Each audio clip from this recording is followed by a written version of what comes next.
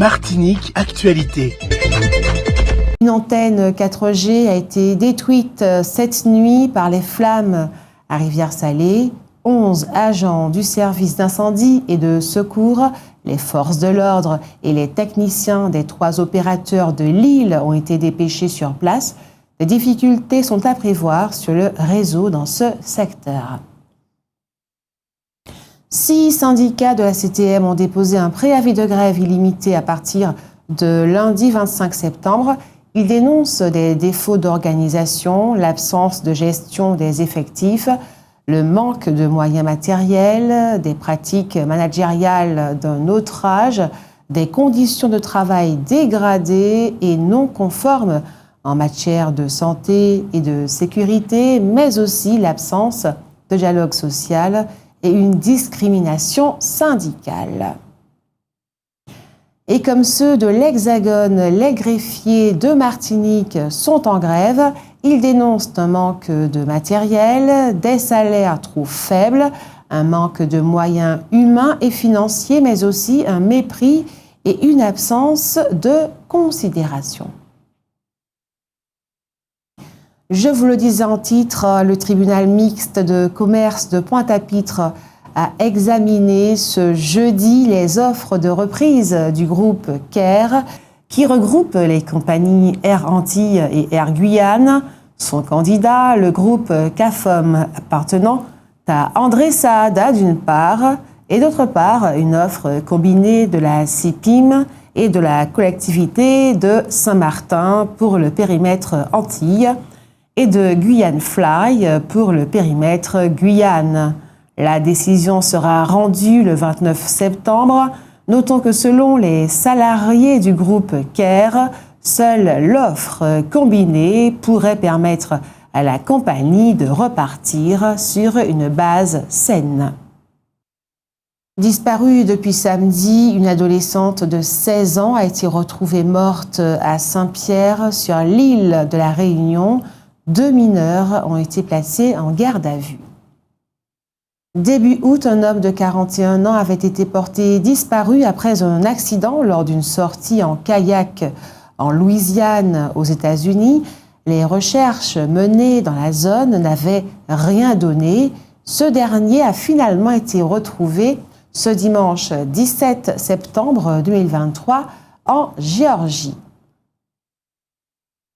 Une voiture sur 5 circulant sur les routes norvégiennes est désormais électrique, une proportion qui a doublé en moins de 3 ans selon l'Association norvégienne des véhicules électriques. Une voiture sur 5 circulant sur les routes norvégiennes est désormais électrique, une proportion qui a doublé en moins de 3 ans selon l'Association norvégienne des véhicules électriques. Plus gros producteur d'hydrocarbures d'Europe de l'Ouest, la Norvège est aussi le champion du monde de la voiture électrique avec de loin le plus grand nombre de véhicules circulant sans émissions par habitant et la plus grande proportion du parc automobile national. S'il avait fallu près de 10 ans pour que la part de l'électrique dans le parc automobile norvégien passe de 0 à 10%, jalon atteint en mars 2020, moins de 3 ans ont été nécessaires pour doubler cette proportion. Le cap des 30% pourrait même être atteint d'ici 2 ans. Sans doute le plus ambitieux au monde, le pays scandinave s'est fixé l'objectif que toutes ses voitures neuves soient zéro émission via l'électrique ou l'hydrogène à compter de 2025. Les voitures propres y bénéficient de multiples avantages, exemption de quasiment toute taxe, prix réduit pour les péages urbains et le stationnement sur les parkings publics, possibilité, sous certaines conditions, d'emprunter les couloirs de transport collectif. Résultat, les voitures électriques représentent aujourd'hui environ 80% des nouvelles immatriculations en Norvège, d'autant que de plus en plus de modèles sont disponibles sur le marché. Le ministre de l'Éducation nationale, Gabriel Attal, propose une série de mesures contre le harcèlement scolaire. Il veut intensifier les contrôles pour que la loi Marcangeli, votée cet été, interdisant aux jeunes de moins de 15 ans de s'inscrire sur les réseaux sociaux soit respectée. En cas de cyberharcèlement grave donnant lieu à une saisine du juge des enfants, l'élève concerné se verrait confisquer son téléphone. Une fois la condamnation établie, les auteurs de harcèlement seraient bannis des réseaux sociaux pendant 6 mois, 12 mois en cas de récidive. José Moselle, l'ancien directeur du parc naturel régional de Martinique, est décédé. KMT présente ses sincères condoléances à la famille et aux amis. Dans la perspective de la réforme de l'octroi de mer annoncée par l'État pour décembre 2024, le président du conseil exécutif, Serge Letchimy, a proposé aux associations de socioprofessionnels la constitution d'un groupe de travail composé d'élus et d'experts de la CTM, de délégués de l'association des maires et des représentants des principales organisations socioprofessionnelles de Martinique. L'objectif est de formuler des propositions concrètes à Bercy. Les différentes organisations sont invitées à désigner un représentant afin que les travaux débutent rapidement. Le CESEM organise le 6 octobre dans l'immeuble de l'ancien Conseil général un débat citoyen sur les inégalités au sein de la société martiniquaise. Cet événement, qui se tiendra de 17h30 à 19h30 en salle Émile Maurice de l'hôtel de l'Assemblée à Fort-de-France, vient en complément de la saisine du CESEM sur les propositions du Congrès des élus de Martinique. L'objectif est d'élargir la discussion sur ce sujet de société majeure à l'ensemble des citoyens martiniquais et notamment à ceux qui n'ont pas souvent l'occasion de s'exprimer. Les échanges nourriront la réflexion du CESEM dans le cadre de sa contribution sur cette question. La soirée sera introduite par 2 conseillers du CESEM, Christian Louis-Joseph et Philippe Pierre-Charles, avant de laisser une large place aux échanges avec le public.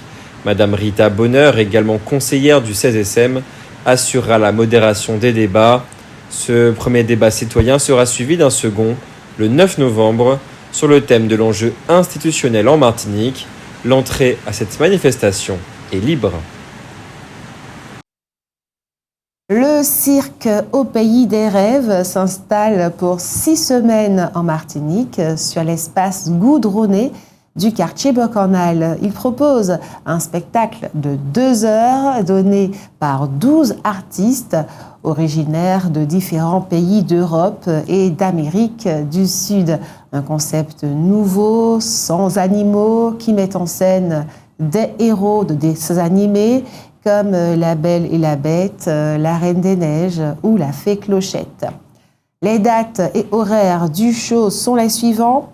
Le mercredi à 18h, le vendredi à 19h, le samedi à 16h et à 19h et le dimanche à 16h. Et jusqu'au 28 septembre, la galerie La Véranda de Tropic Atrium propose une exposition de bijoux martiniquais réalisée par le campus caribéen des Arts. Le restaurant L'Alsace à Caille, à Saint-Pierre, accueille quant à lui les œuvres d'un Alsacien de 71 ans installé en Martinique depuis 10 ans. Enfin, au cabinet médical de l'Étang Abricot, c'est Martine Pori qui propose ses tableaux.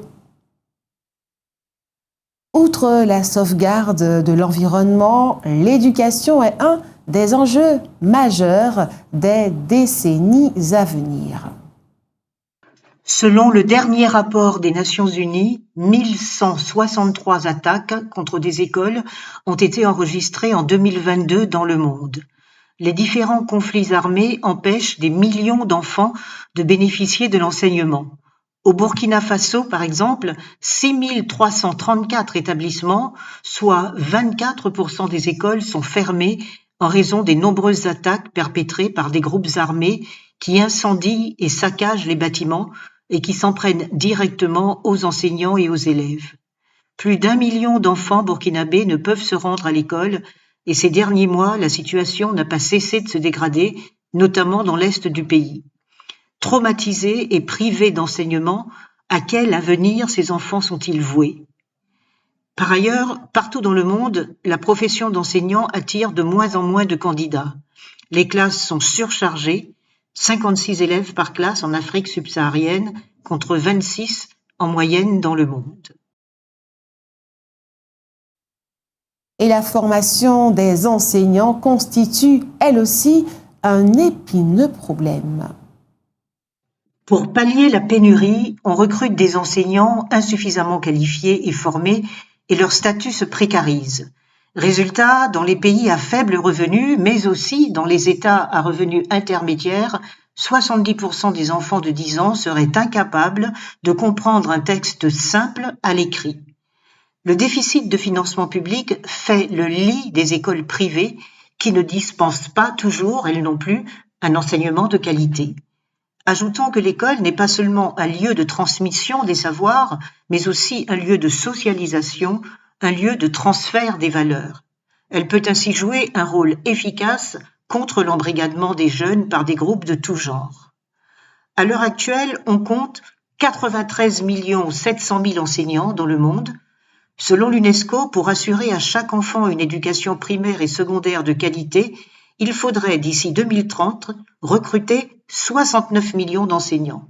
Et il faut que ces professionnels soient formés, qu'ils disposent du matériel adapté et qu'ils soient correctement rémunérés. Par ailleurs, il ne suffit pas de construire des écoles, encore faut-il que les jeunes y soient en sécurité. Et dans le quartier du Bronx, à New York, un petit garçon d'1 an, accueilli dans une crèche, est décédé et 3 autres bébés âgés de 8 mois à 2 ans ont été hospitalisés après avoir inhalé du fentanyl, un puissant opioïde de synthèse dont l'usage est détourné en drogue.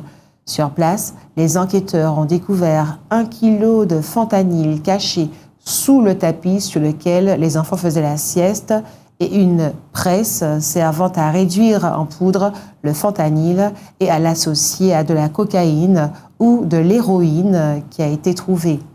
La salle de jeu dissimulait une trappe secrète qui renfermait plusieurs dizaines de kilos de drogue et de la poudre, ainsi que des accessoires liés au trafic.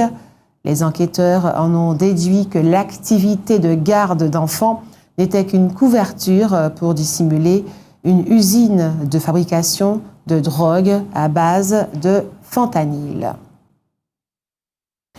Et plus réjouissant, demain, samedi, aura lieu au Grand Carbet du Parc culturel Aimé Césaire l'élection de Miss Martinique qui représentera notre île au concours de Miss France en décembre prochain. 10 candidates seront en lice. Ce sont les jardins du Trocadéro qui accueilleront le futur mémorial national des victimes de l'esclavage. Emmanuel Macron s'était engagé à le faire ériger le 27 avril 2018 à l'occasion du 170e anniversaire de la signature du décret d'abolition dans les colonies françaises. L'État, en collaboration avec la ville de Paris, lancera une procédure de mise en concurrence permettant à des artistes et paysagistes de transmettre des propositions mettant en valeur près de 200 000 noms d'esclaves affranchis en 1848 en Guadeloupe, en Guyane, en Martinique et à La Réunion. Le comité de pilotage envisage les possibilités de prolongement de la démarche sous une forme numérique avec une attention particulière portée à la jeunesse.